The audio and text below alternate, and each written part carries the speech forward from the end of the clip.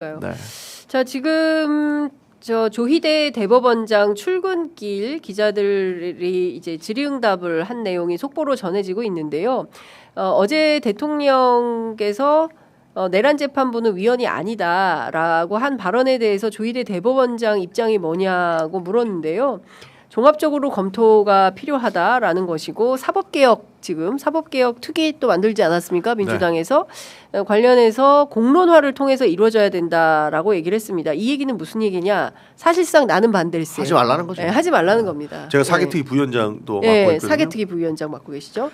법원에서는 싫어합니다. 근데 법원에서 좋아할 개혁이 그게 개혁입니까? 그러니까 대법관 증언을 반대하시는 분들 굉장히 많아요. 네. 뭐 법관들 거의 대부분 반대하고 있는 것 같은데 민주당은 지금 30명까지 증언하겠다는 거죠. 뭐 여러 가지 안들이 있습니다. 예, 아, 그래요? 그러니까 26명, 30명 여러 가지 안들이 있는데 30명까지는 필요한 거죠. 그러니까 그러니까 대법관이 지금 열 몇 명 정도 되는데 이 사람들이 몇 천 건이 되는 것을 다 심리한다는 거예요. 아니 지난번 우리 보지 않았습니까? 14명이서 전 국민의 생사 여탈권을 결정한 그 파기환송 때 보면 기가 막힌 거 아닙니까? 대법원까지 갈 정도면 진짜 생사를 걸고 소송하는 겁니다. 예. 근데 그 열 몇 명 되는 사람들이 예. 그러니까 뭐 밑에 법관 연구관들이 다 본다는 얘기인데 대법관들이 봐야죠. 그 사람들이 그거를 다 읽기는 하겠습니까? 그리고 지금 사법부의 신뢰를 민주당이 흔들고 있다라고 하는데 사법부 신뢰 누가 깼습니까? 과거 이재명 대통령 그러니까 이재명 후보 시절, 이재명 의원 시절, 네. 그 정말 이례적으로 9일 만에 그 수만 페이지가 되는 걸 본인들 다 읽었다라는 거예요. 사법부의 신뢰는 민주당이 흔든 게 아니고 예. 그 촉발은 조희대 대법원 장 이하의 대법관들이 그런 정치적 판결을 하면서 만들어냈다. 네. 사법개혁의 씨앗은 조희대 대법관이다. 대법원장이다. 저는 이런 말씀 드릴 밖에 없습니다. 그러니까요. 근데 지금 전반적으로 사법개혁 논의는 민주당 안에서 어떻게 진행이 좀 되고 있는 빠른 겁니까? 추진이 되고 있습니다. 예. 바로 정청래 대표가 취임하자마자 사법개혁 특위랑 언론개혁 특위랑 그러니까 세 개의 특위를 예. 즉시 발동을 시켰는데 네. 백혜련 위원장을 필두로 해서 시작이 됐지 않습니까? 네. 사개특위도 이미 한 차례 대표한테 보고하기도 했습니다. 그래서 그 디테일한 내용들 앞으로 평가는 어떻게 하게 될 것인지에 대해서 네. 그리고 대법관수는 어떻게 증언을 시킬 것인지에 대해서 보고를 했고 네. 대표께서도 그래도 화답을 해주셨다. 이렇게 봐도 좋기 때문에 네. 빠른 추진이 가능합니다. 그리고 저희가 이제 챙길 거는 법관들이 무슨 얘기하는지 한번 들어봐야 된다고 생각해요. 네. 이게 공론화입니다. 어허. 법관들이 저렇게 모여가지고 뭐 공론화를 통해서 이루어져야 된다고 하는데 본인들의 의견이 어떤지도 받아보고 예. 국민들이 어떻게 생각하는지도 물어보고 이 과정이 모두가 공론화 과정이기 때문에 저는 이번에 사법개혁 반드시 이뤄내야 된다고 생각합니다. 일단 그 언론 보도에 따르면 민주당이 추석 전 본회의 통과를 목표로 추진하는 것은 1번 대법관 네. 30명 증원, 그리고 대법관 후보 추천위원회 구성의 다양화, 네. 그리고 평가제도 개선, 그리고 하급심 판결문 공개하는 것도 네, 확대하는 거, 그리고 압수수색 영장 사전신문제 도입, 네. 뭐 이런 등등에 대한 것들인데 요 전체가 패키지로 해서 그렇죠. 네.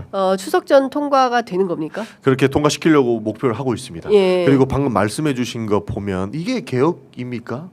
너무 당연해 왔는데 네, 당연한 건데. 네, 너무 당연한 건데 예. 지금까지 해주지 못했던 거예요. 저는 예. 제일 화가 났던 부분이 사법 뭐냐면 서비스인데 사실. 그렇죠. 예. 그 하급심 판결문 공개 이 부분도 반대하는 사람이 많아요. 그러니까 왜 반대하는 거예요? 판결문은 공개해야죠. 제일 황당한 게 뭐냐면요, 의원님.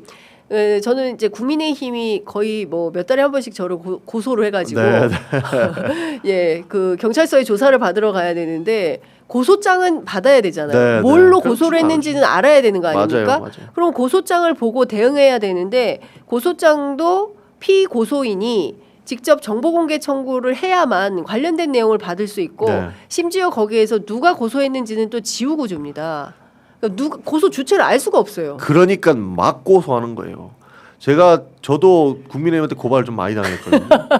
제가 과거에 막 카톡 검열을 제가 예. 한다. 제가 무슨 권한과 못다한 역할을 했기 때문에 제가 그 카톡을 검열할 수가 있습니까? 예. 카카오톡에서도 그런 거 없다라고 밝힌 바 예. 있는데 그때 카톡 검열이라고 하는 것을 저 극우 유튜버들이 저는 처음에 좌표를 찍었고 그 다음에 국민의힘들이 물었다고 생각을 하거든요. 국민의힘 물어가지고 프레임화 시켜서 지속적으로 공격을 했는데 그 네. 이후에 고발을 했어요.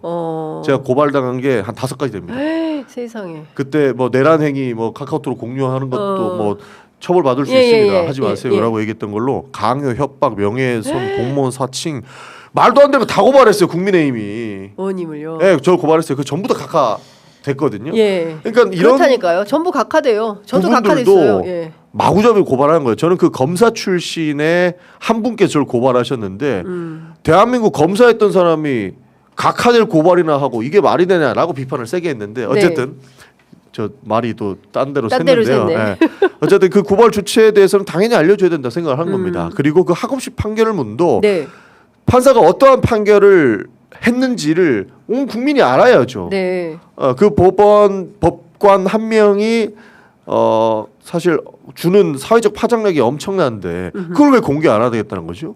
본인이 책임이 있고 본인의 명예를 걸고 판결을 해야 되는 부분 그 네. 명예를 지키기 위해서 올바른 판단을 하기 위해서 학업식은 공개하라라고 너무나도 정당한 요구를 하는 건데 그것도 불편해하시는 분들이 계시거든요. 네. 그래서 지금의 사법개혁은 개혁이라는 이름 가지고 있지만 너무 당연한 내용이기 때문에 사법의 정상화다라는 네. 말씀 드리고 싶습니다. 어쨌든 그 여당에서 지금 추진하고 있는 사법개혁과 관련해서 오늘 전국 법원장 회의를 열고 조희대 대법원장이 본인의 입장을 의중을 드러내고자 하는 거 아닙니까? 그렇겠죠. 이거는 반대다. 이렇게 추진하면 안 된다라는 강력한 뜻을 피력할 것이고 도하 보수 언론들이 세게 붙어서 조희대 네. 대법원장의 뜻을 열심히 보도할 거라고 보입니다.